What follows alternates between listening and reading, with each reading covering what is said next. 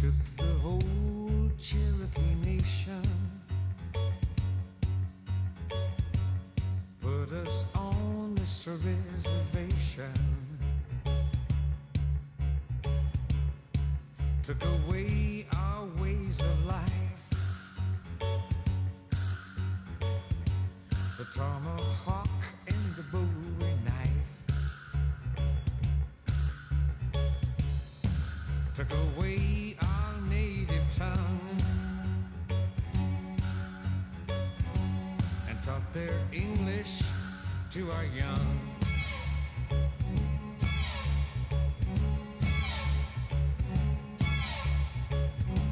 And all the beads we made by hand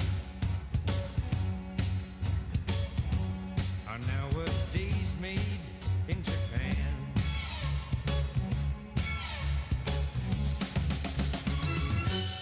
Cherokee people, Cherokee tribe, so proud you live, so proud you die.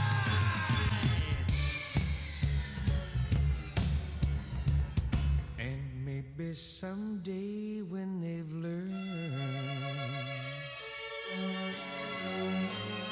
Cherokee Nation will return, will return, will return, will return, will return.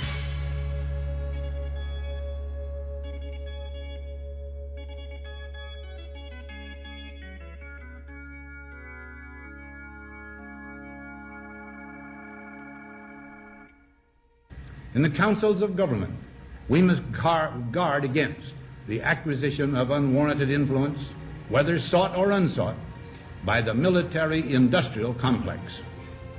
The potential for the disastrous rise of misplaced power exists and will persist.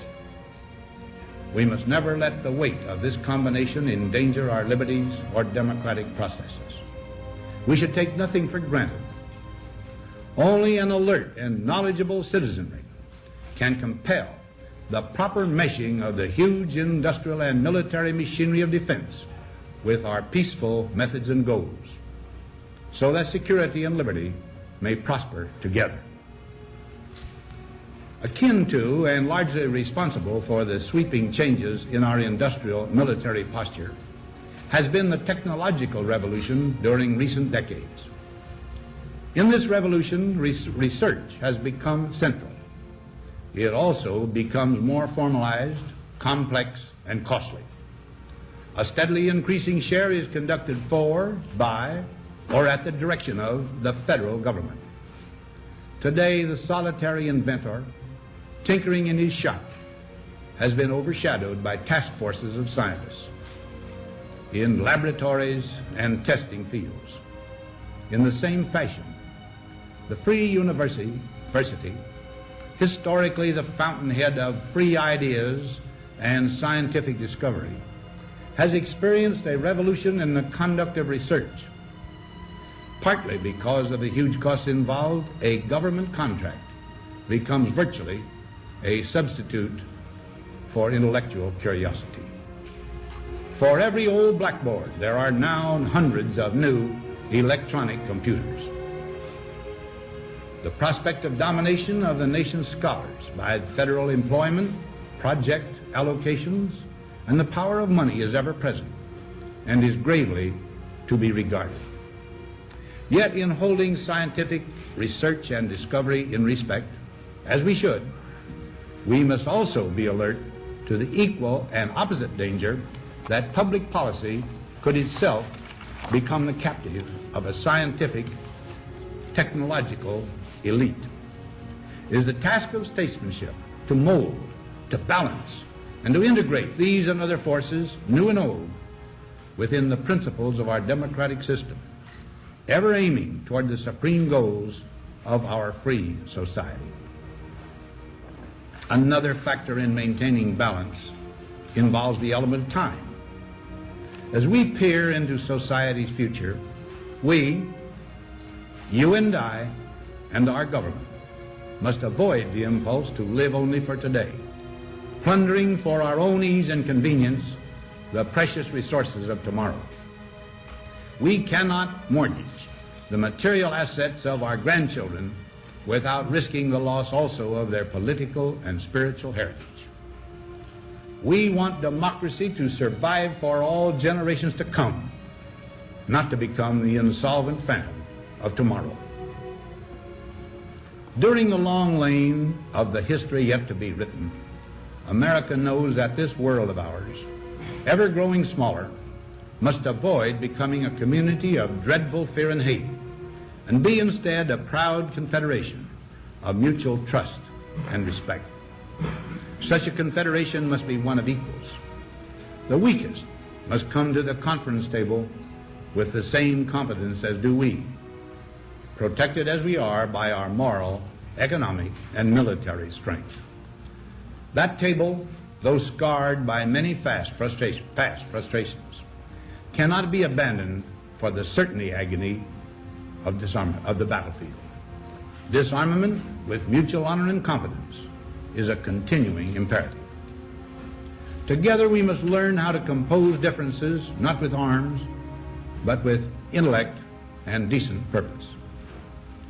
Because this need is so sharp and apparent, I confess that I lay down my official responsibilities in this field with a definite sense of disappointment. As one who has witnessed the horror and the lingering sadness of war, as one who knows that another war could utterly destroy this civilization which has been so slowly and painfully built over thousands of years, I wish I could say tonight that a lasting peace is in sight. Happily, I can say that war has been avoided. Steady progress toward our ultimate goal has been made, but so much remains to be done. As a private citizen, I shall never cease to do what little I can to help the world advance along that road. So in this, my last good night to you as your president, I thank you for the many opportunities you have given me for public service in war and in peace. I trust in that service, you find some things worthy. As for the rest of it, I know you will find ways to improve performance in the future.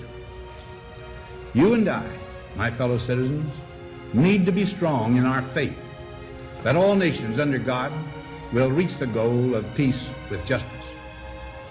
May we be ever unswerving in devotion to principle, confident but humble with power, diligent in pursuit of the nation's great goals. To all the peoples of the world, I once more give expression to America's prayerful and continuing aspiration. We pray that peoples of all faiths, all races, all nations may have their great human needs satisfied, that those now denied opportunity shall come to enjoy it to the full, that all who yearn for freedom may experience its spiritual blessings.